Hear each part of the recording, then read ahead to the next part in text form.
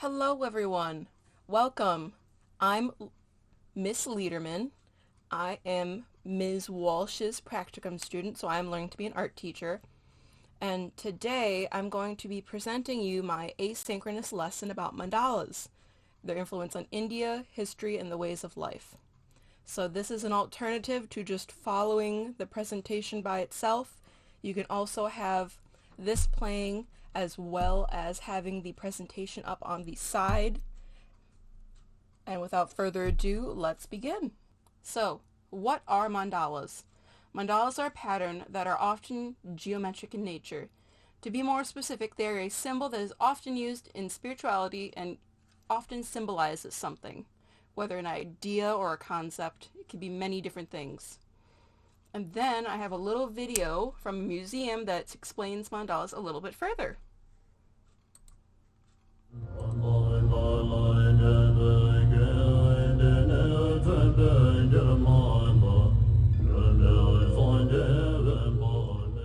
Good morning, I'm Jeff Durham, the Assistant Curator of Himalayan Art here at the Asian Art Museum of San Francisco. And this morning I'd like to invite you to do something really fairly special. I'd like to invite you to enter the mandala. That is, to enter a room that we have configured here at the Asian Art Museum as a mandala. Now, of course, the first question that's going to come to mind is precisely what is a mandala? Well, this can be approached in several different ways. If you approach it through the language, a manda is a palace, and a la is a hidden presence, usually a divinity at the center of that palace.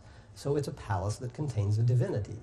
In another sense, in a geometric sense, a mandala is a set of nested squares and circles, a journey through which takes you to that divinity at the center of the mandala. But most importantly, the mandala is a meditative environment that is reconstructed not usually architecturally as we've done here, but rather in the mind's eye. The measure for success in mandala meditation is if you can keep a vision of that mandala, set of nested squares and circles, in mind for 2 straight hours without wavering. The size of the tip of your nose, you've achieved success and entered the mandala. We think that we may be able to use our gallery space to give you, the visitor, an experience of being inside the nested geometries of the mandala without 20 years of meditation practice.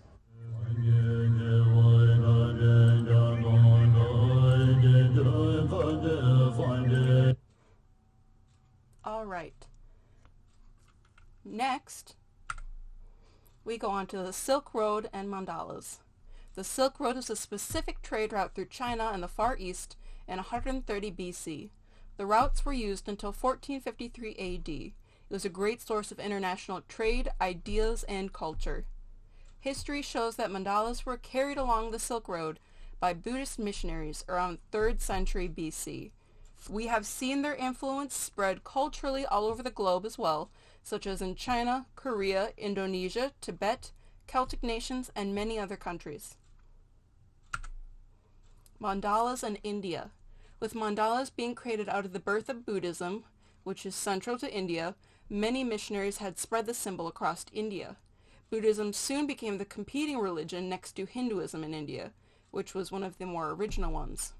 Over time, mandalas appeared in Indian architecture, textiles, and artifacts. Mandalas became popular in India when it came to paintings especially. Many artists would actually paint mandalas for patrons. Where do we see mandalas? Mandalas have been used in many ways and in many different places. We have seen mandalas everywhere, such as in architecture, on textiles, mosaics, paintings, religious relics, and texts, and now we often see them in more modern contexts, such as coloring books and yoga studios. Mandalas actually happen in nature as well. An example of this would be flowers or snowflakes. Mandalas in textiles. The mandala pattern had slowly moved to textiles after Buddhism in India had spread. Many people would make fabric that included the pattern or made the pattern into the fabric, such as embroidery. Some famous examples would be in tapestries, block printing, or scroll paintings. Types of mandalas. There are actually quite a few different types of mandalas and have diversified over the centuries. There are mandalas made out of sand, out of plant material, and drawn on other mediums. The three specific types of mandalas are often teaching, healing, and sand mandalas. Each has their own specific purpose. So what exactly are the purpose of mandalas? There have been many uses for mandalas over the years. They have changed with time and culture, as you can see by how they've been used. Early on, mandalas were used as a spiritual symbol or tool and were often used for meditation. They are used to represent the universe, but can also represent different things depending on what the user creating it wants. Over time, we see them being more used for different purposes such as self-exploration, narratives, goal-making, or for stress relief. So, we're actually going to be making a mandala for this assignment. So what will I be looking for in your mandala? I have three basic things that I'll be looking for. Does it have symmetry? Does it have geometric shapes? And does it have organic shapes? An optional one is also, does it have color? Lastly, I do have a rubric linked as well if you would like to see the specific rubric. So, how to make your own personalized mandala. I actually created a video on how to make mandalas, and if you do not want to watch it instead, I have linked some instructions as well. Or you can do both.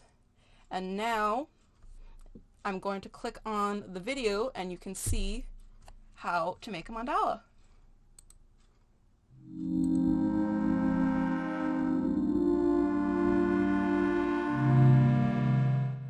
Hey everyone, it's Miss Liederman here. Today I'm going to show you all how to make mandalas, whether it's from scratch or if it's from the template that I provided you. So, let's get started, shall we? So, starting with materials, if you're going to make the mandala that's from the template that I provided, what you'll need is to print out the mandala template. And then the other material that you'll for sure need will be a pen. You can use different thickness pens, different types of thickness, if you have those types of pens. If not, a regular pen will do. And then if you want to color your mandala, there's a few different options such as markers, crayons, watercolors, or colored pencils. And then lastly, if you want to, you can also cut out your mandala after you finish it. Next, if you want to make a mandala from scratch, what you'll need is a notepad or a blank page, a compass, a ruler, a pencil and eraser, and then you'll also need pens, and sometimes you can use pens of different thickness if you have them.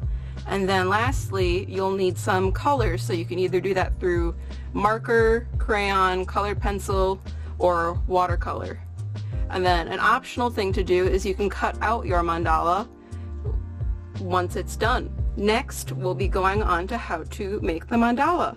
Alright, so the first thing we're going to do is we're going to take our compass out and we're going to take it to the center of the paper. And so what we're going to do is make the circles of the mandala. And you can make as many rings of circles as you want. And so we're going to start with the center of the paper, and we're going to take the protractor, the compass.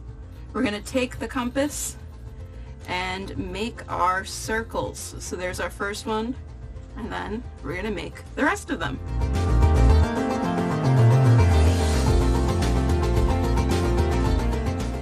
Alright, so now I've made the circles of my mandala. The next thing you want to do is take your ruler, and we're going to break the mandala into segments. Now you don't have to do this, but it helps with pattern making, and it helps just makes everything symmetrical and square, and it just works as a guide.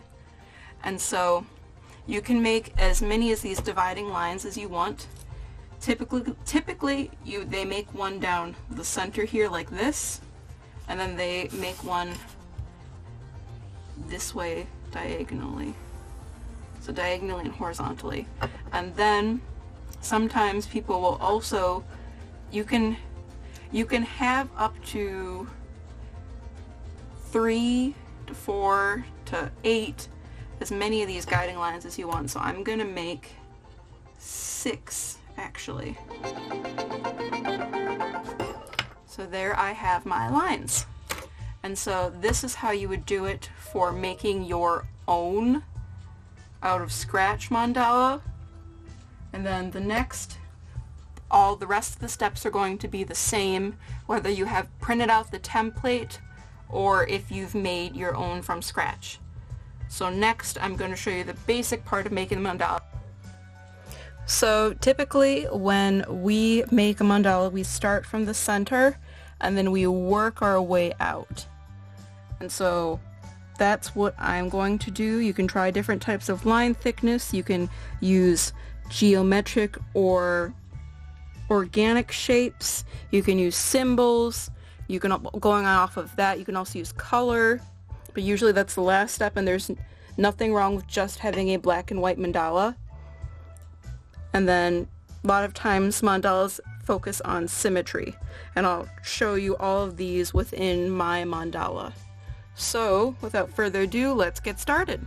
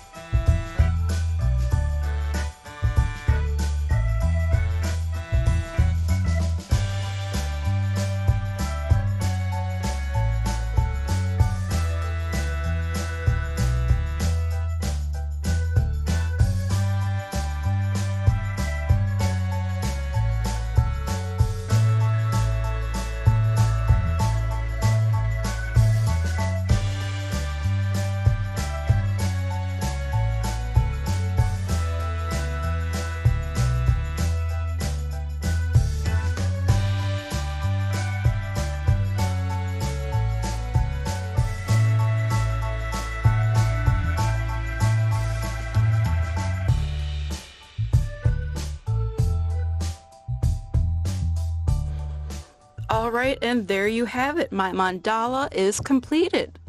So if I wanted to, I could go and color it, but for just this demo purpose, I'm just going to leave it black and white. If you have any questions, feel free to contact me, and I can't wait to see all of your mandalas. Bye! Alright, so now... Alright, so... Then I have the printable template that was shown in the demo right here and has a link to the template. So all you have to do is click on that. Or as in the demo video said, you can also make your one from scratch, but the one thing that you'll especially need is paper and a compass to be able to make the circles. Next, these are going to be a few slides on just how to customize and make your mandala. These are some of the color meanings if you decide to color. Next are some symbols and what they represent. And lastly, in case you want some ideas for patterns, I put a few in this slide as well. And then here are a few examples, some done by myself, some by others, and then there are some historical examples on the bottom as well. And then there are some questions in regarding to this assignment, and that's how you'll be graded. So all you'll have to do is click on the link that says Mandala Questions, and you'll be taken to another link that will have the questions, and you'll put your name and the answers in it as well. And then we have the sources. So thank you all for listening, watching, attending, and I can't wait to see what you all come up with. Bye!